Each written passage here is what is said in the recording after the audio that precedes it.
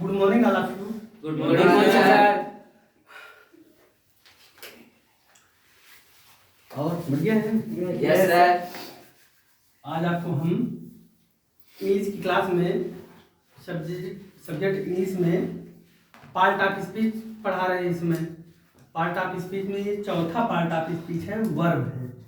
कौन सा है? वर्ब। इससे पहले हमने नाउन, प्रोनाउन, एडजेक्टिव पढ़ लिया है, काफ़ी डिटेल्स पढ़ा है। इसको जो ना है समझ में तो आप लोग वीडियोज जो हैं उसको आप देख सकते हो, ठीक है? Yes sir. आप लोग हिंदुस्तानी टीचर चैनल खोलेंगे, उसमें सारे वीडियोज इसमें सब डाले हैं, देख लेना, ठीक है? ये पार्ट ऑफ स्पीच चौथा जो है वो वर्ब है। वर्ब हम लोग किस लिए पढ़ते हैं? क्योंकि हम देखते हैं कि कोई सेंटेंस यदि बनाते हैं, कोई भी वाक्य बनाते हैं तो वो विदाउट वर्ब के नहीं उसको बनाया जा सकता है। वर्ब की हमको जरूरत पड़ती है ना? या पूरी तरह वो सेंटेंस का सेंस जो है अर्थ नहीं निकलेगा। तो हम देखते हैं कि सबसे पहले वर्ब जो होता है, वर्ब की हिंदी क्या होती है? क्रिया होती है।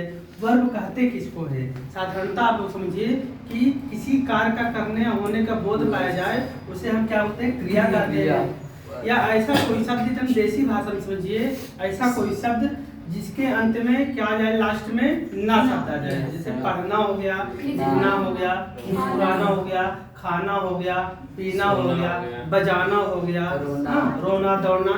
इस तरह के जो एग्जाम्पल है वो आपके वर्ब कहलाते हैं, क्रिया कहलाती है।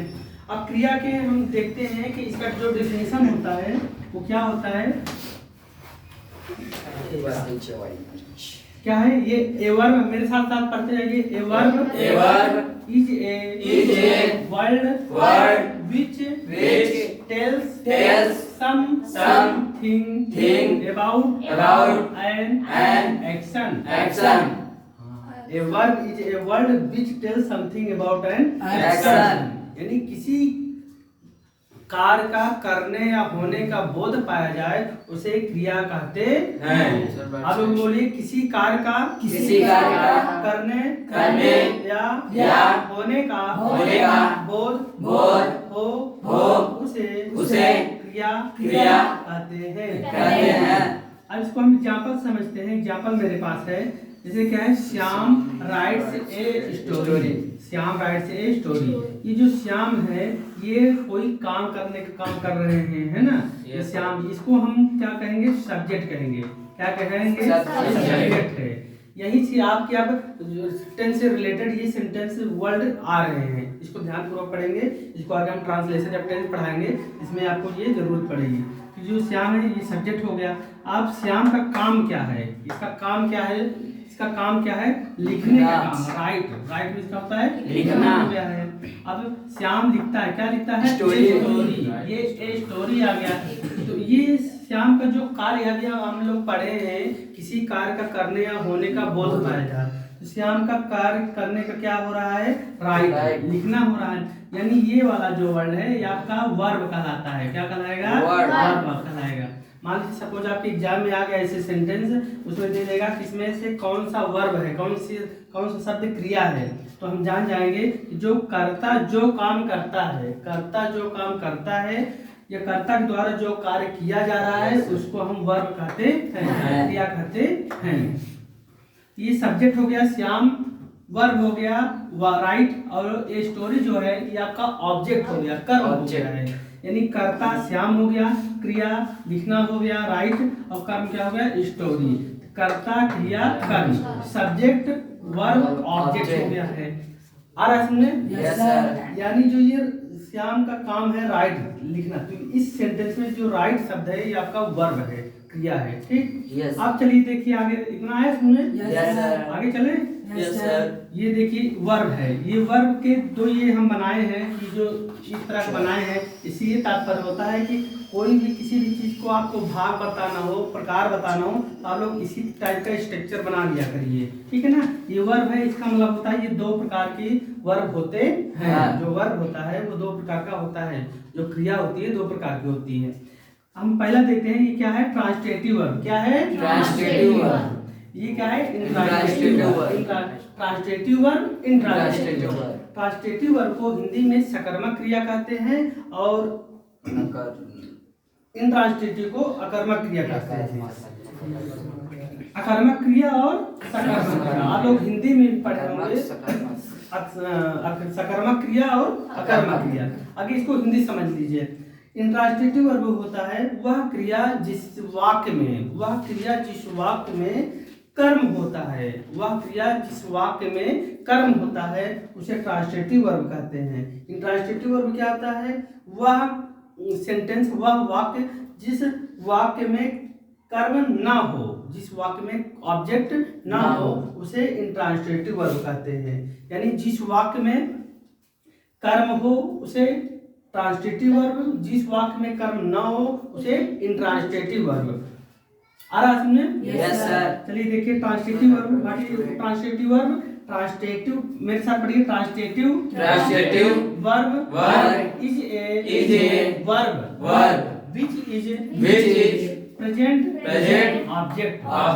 एक वही चीज लिखे, transitive verb is a verb which is present object. यानी transitive verb is a verb, transitive verb सकर्मक क्रिया वह क्रिया है जिसमें विच यानी जिसमें प्रेजेंट ऑब्जेक्ट, जिसमें ऑब्जेक्ट उपस्थित हो, जिसमें ऑब्जेक्ट यानी कर्म उपस्थित हो उसे हम ट्रांसटेटिव वर्ब कहते हैं। अब इसका एग्जांपल देख लीजिए। You sing a song, you sing a song. You means तुम, सिंग मींस गाते हो, ये सॉन्ग यानी तुम एक गीत गाते हो।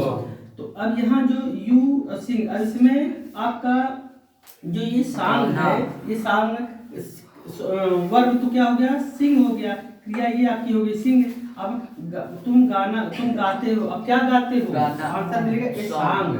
हाँ, एक सॉन्ग। एक ये आपका क्या हो गया? ये इसमें आपका ऑब्जेक्ट छिपा हुआ है, ये ऑब्जेक्ट है, इसलिए ट्रांसटेटिव वर्ब हो गया। अगर पूछेंगे कहेंगे कैसा है ये सेंटेंस, कैसा वर्ब है, तो ट्रांसटेटिव वर्ब है, क्योंकि यहाँ ये सॉन्ग जो है ये ऑब्जेक्ट है। अब नेक्स्ट देखते हैं इंट्रांसटेटिव वर्ब। इंट्रांसटेटिव वर्ब अकर्मक क्रिया। Intransitive verb is a verb which is not present object. Intransitive verb वह वर्ब है जिसमें कर्म उपस्थित नहीं होता है। जैसे एग्जांपल देते हैं, आई राइट, मैं लिखता हूँ। अब मैं क्या लिखता हूँ मुझको पता नहीं है। हम स्टोरी भी लिख सकते हैं और नोवेल भी लिख सकते हैं, मूवी भी लिख सकते हैं। तो यहाँ ये पता नहीं कि मैं क्या लिख रहा हूँ। लिखने आई राइट, मैं लिखता हूँ, क्या लिखता हूँ ये नहीं है, यहाँ अब्सेंट है, इसलिए इंट्रांसटेटिव वर्ब हो गया। हम अकर्मक क्रिया हो गई है, इसमें कर्म उपस्थित नहीं है, इसमें ऑब्जेक्ट नहीं है। आया समझ में? Yes sir. चलिए और एग्जाम्पल समझ रहे हैं, कुछ एग्जाम्पल समझ लेते हैं।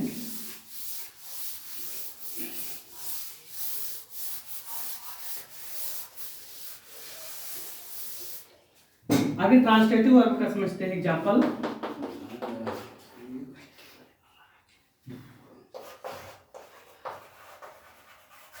पवन प्लेस फुटबॉल।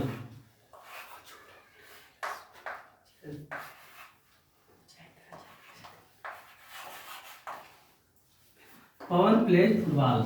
अब इस बात में देखिए, पवन जो है वो क्या है आपका नेम है, यानी सब्जेक्ट है। क्या है ये? सब्जेक्ट है। ये प्लेज, प्लेज मींस खेलना होता है। तो आपको बताएं कि जिस शब्द के में ना आ जाए तो मान लीजिए वो वर्ब है, तो पवन प्लेज खेलता है, ये वर्ब हो गया आपका। ये क्या हो गया? वर्ब हो गया। ठीक है। अब ये फुटबॉल यहाँ है, पवन खेलता है, क्या खेलता है? फुटबॉल। ये जो फुटबॉल आपका है ये ऑब्जेक्ट, ये क्या है? ऑब्जेक्ट है। ये क्या है? वर्ब है। ये क्या है? सब्जेक्ट है। सब्जेक्ट वर्ब ऑब्जेक्ट, कर्ता क्रिया कर्म। यानी इस शब्द में ये जो ऑब्जेक्ट है ये यही आपको बता रहा है कि कैसा है। ये ट्रांसटेटिव वर्ब है। क्या है? ट्रांसटेटिव वर्ब है। ये ट्रांसटेटिव वर्ब का एग्जांपल है। इसी तरह और देखते हैं, रीना कुक्स फूड। रीना खाना पकाती है। अब रीना का काम क्या है? पकाने का काम है। हाँ, क्या पका रही है? भोजन, खाना पका रही है। हाँ, इसलिए सब्जेक्ट हो गया, ये वर्ब हो गया, ऑब्जेक्ट हो गया। और कैसा ये है? Transitive verb. आ रहा है समझ बन जाएगा ना। यस हाँ, सर। मतलब जिसमें ऑब्जेक्ट प्रेजेंट हो वो आपका ट्रांसलेटिव वर्ब होगा।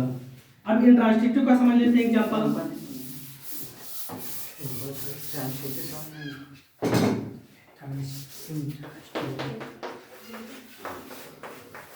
इंट्रांसलेटिव को समझते हैं।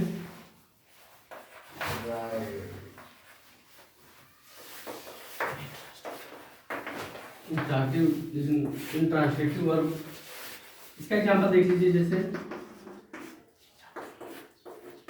You go, I speak. ये पहला एग्जांपल है, दूसरा एग्जांपल हो गया यू गो, तुम जाते हो। अब कहाँ जाते हो? हाँ? पहाड़ में जाते हो, नदी में जाते हो, नाला में जाते हो, है ना?